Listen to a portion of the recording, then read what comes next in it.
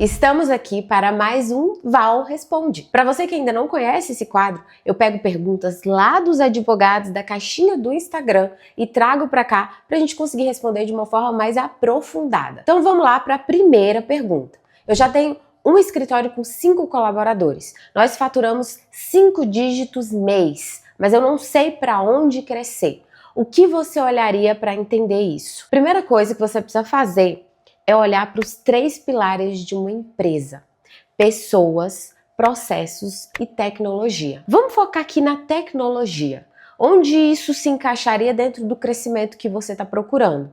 De repente, começar a encontrar novas fontes de prospecção. Quem sabe uma produção de conteúdo na rede social, de repente a implementação de um tráfego pago. Só que para isso, a gente já olha para o segundo pilar, que são processos. Então, quando eu penso em utilizar o marketing digital para atrair pessoas para o meu negócio, eu tenho que entender que isso vai comportar uma série de processos internos que eu preciso criar para essa roda girar, para isso realmente acontecer, ou seja, implementar um comercial dentro do teu escritório, contratar vendedores, treinar esses vendedores, incluir ali script de vendas para que eles possam realmente fechar essas pessoas que o tráfego pago vai atrair, que a rede social com a produção de conteúdo vai atrair. E não só isso. Eu acabei de falar do terceiro pilar, que são as pessoas. Então você vai precisar provavelmente contratar mais. Talvez nem tanto como você esteja pensando. Trabalhando a produtividade dessas pessoas, né? Medindo a produtividade delas e implementando tecnologias, você vai conseguir ter menos pessoas, ter uma equipe mais enxuta e ter tanto resultado quanto você espera para sua equipe. Eu tenho certeza que partindo desses 3 pilares não vai ter erro. Você vai entender o que precisa ser feito para que o seu escritório cresça. Segunda pergunta do quadro. Eu gostaria de fechar mais contratos. Fecho mais ou menos 8 por mês, ainda é pouco para o que eu sonho. O que eu faço? Primeiro passo é você começar a considerar a possibilidade de sair dessa caixa da advocacia tradicional. Porque muito provavelmente a essa altura você está vivendo só de indicação. É ou não é? Esses 8 contratos aí são das pessoas que te indicam, né? Você fechou, a outra vai lá, te indica e não tá errado. Esse tipo de fonte de prospecção é extremamente valioso para a advocacia, mas não dá para ter só ela. Você precisa criar outros canais de aquisição e precisa começar a modernizar a sua advocacia. Considerando o que, Valéria? Considerando a possibilidade de implementar um tráfego pago, com um gestor que possa atrair leads para o seu escritório, implementar um comercial que possa atender esses leads e fechar. De repente, uma produção de conteúdo na rede social, viralizando de forma intencional e estratégica, ou seja, eu sei o público que eu quero atrair. Então esse pessoal que vai chegar da viralização dos vídeos é um público segmentado que quer ter acesso ao meu conteúdo e o melhor, quer fechar contrato comigo. Só que para isso, você precisa se abrir para essas novas possibilidades. E tem um detalhe aí muito importante. Não basta atrair, você precisa fechar. E para fechar, vem aí uma grande dificuldade que o advogado tem, que é vender. O advogado não sabe vender. Percebe como você precisa começar a sair da caixinha da advocacia tradicional? Sim, o advogado é vendedor. E tem muita gente que fala, nossa, como assim vendedor? A OAB não permite que o advogado venda. É claro que ela permite. Ela não permite a mercantilização da profissão, que é bem diferente de vender. Será necessário que você aprenda a vender e, melhor, que você ensine para os seus colaboradores ou que você já contrate colaboradores que saibam vender, para que o seu negócio realmente saia de 8 contratos e vá para um número que talvez você nem imagine que seja possível, 100 contratos, 200, 300 contratos mês.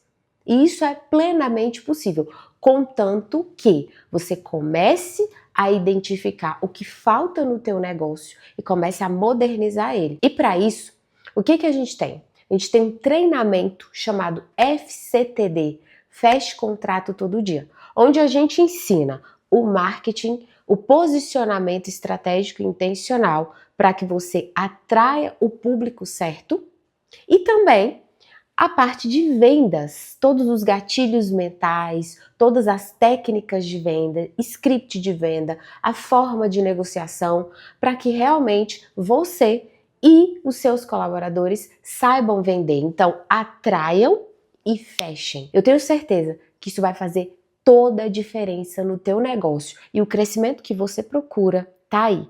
Então, ó, aqui na descrição do vídeo a gente vai ter o link do Feche Contrato Todo Dia. Terceira pergunta do quadro. Quando vale a pena contratar estagiários para o teu negócio aí, para o teu escritório de advocacia? Olha só, eu achei excelente essa pergunta. Sabe por quê?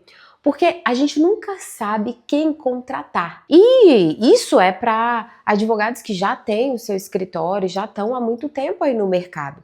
Ele fica em dúvida se contrata um estagiário, se contrata um advogado e coloca ele como CLT ou se vai ser um advogado associado. Em relação ao estagiário especificamente, a gente precisa se ater ao que o estagiário faz. Não adianta eu querer contratar um estagiário para peticionar. Porque muito provavelmente essa tarefa ela exige um conhecimento técnico muito grande, que o estagiário provavelmente não tenha. Eu não estou dizendo que ele não tem, pode ser que ele tenha, mas isso vai depender de uma série de fatores e vai depender muito do estagiário especificamente. No geral, ele não sabe. Então, eu preciso identificar a tarefa, e isso vai servir para tudo, não só para o estagiário, para eu entender quem eu vou contratar para ela. Agora, se é uma tarefa que não exige tanto conhecimento técnico, provavelmente o estagiário vai conseguir. Então, vamos dar aqui alguns exemplos, tá? Trazendo aqui para a minha vivência de advogada previdenciarista, que é a área que eu sou especialista. Se é para ligar para um cliente, a gente consegue treinar um estagiário para ligar. Se é para pedir um documento para o cliente, ele consegue fazer. Se é para atender um WhatsApp ali e de repente dar um andamento de um processo, consegue treinar para fazer. Se é para ele cumprir uma diligência, se é para ele de repente até atender ali novos leads que vêm do tráfego pago, se ele tiver a capacidade de saber vender, ele consegue fazer também. Então é importante primeiro identificar a tarefa e identificar o que vai ser possível daquele estagiário fazer, porque senão sabe o que vai acontecer? Você vai se frustrar. E você vai continuar dizendo por aí que você não consegue colaboradores bons, quando na verdade o que você não consegue fazer é entender quais são as tarefas e entender as habilidades que aquela pessoa precisa ter para cumprir essas tarefas. Então, se você contrata o estagiário para as tarefas certas, você vai ter o melhor estagiário. Agora, se você contrata para as tarefas erradas, infelizmente, a gente já sabe onde é que isso vai dar, né? Quarta pergunta do quadro. Discordâncias com meu sócio. O que você leva em consideração para melhorar isso? Gente, sociedade é igual casamento.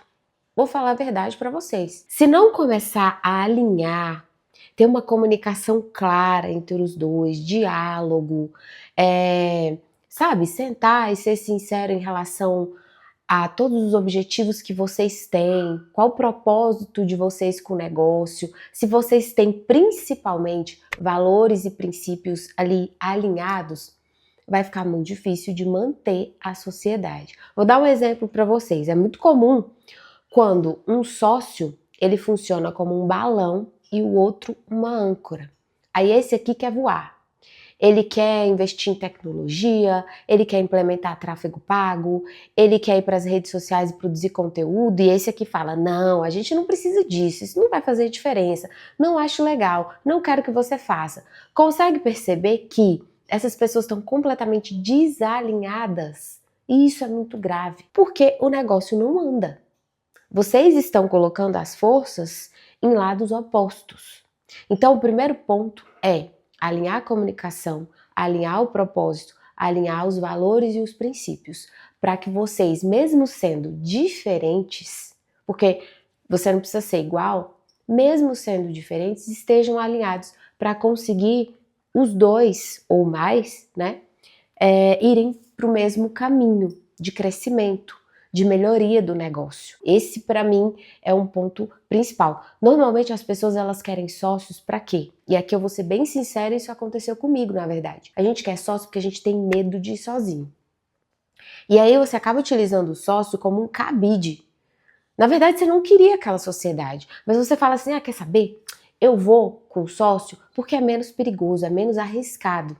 E aí você acaba indo, você não alinha, você não conversa. Dificilmente as pessoas alinham isso tudo antes de começar uma sociedade. Elas começam por interesses próprios. E aí é que tá o grande erro. Dá para alinhar no meio do caminho? Dá. Dá para alinhar no meio do caminho. Mas para agora e pensa bem se é o que realmente vocês querem. Às vezes, vocês podem chegar à conclusão de que não era para ser. E que aquela sociedade só existiu porque ambos estavam com medo de seguir sozinhos e tá tudo bem. Agora, a sociedade, quando ela é bem alinhada, ela é bem estruturada, ela é bem dialogada, ela dá muito certo.